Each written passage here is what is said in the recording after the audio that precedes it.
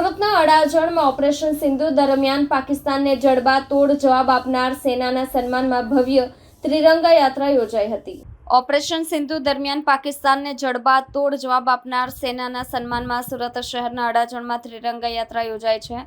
મહાલક્ષ્મી મંદિરથી પરશુરામ ગાર્ડન સુધી ધારાસભ્ય પુણેશ મોદીની આગેવાનીમાં ભવ્ય ત્રિરંગા યાત્રા યોજાઈ હતી। આ ત્રિરંગા યાત્રામાં લોકો રાષ્ટ્રધ્વજ સાથે પગપાળા નીકળ્યા હતા અને ભારત માતા કી જયના નારા લગાવી ભારતીય સેનાનું મનોબળ વધાર્યું હતું। આજે મુખ્યત્વે સમગ્ર ભારત દેશ દરેક નાગરિકો દેશભક્તિનો પરિચય આપી રહ્યા છે।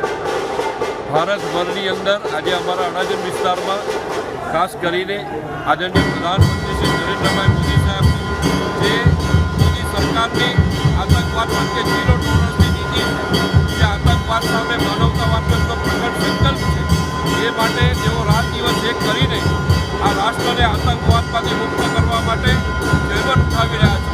જે પહેલગામની ઘટના ઘટી અને ઘટના બાદ તાબડતોબ આતંકવાદીઓનો આખા દેશને નાબૂદ કર્યા। 100થી વધુ આતંકવાદીઓને મિટ્ટીમાં મિલાવીને એમણે રાષ્ટ્રહિતનું કામ કર્યું છે।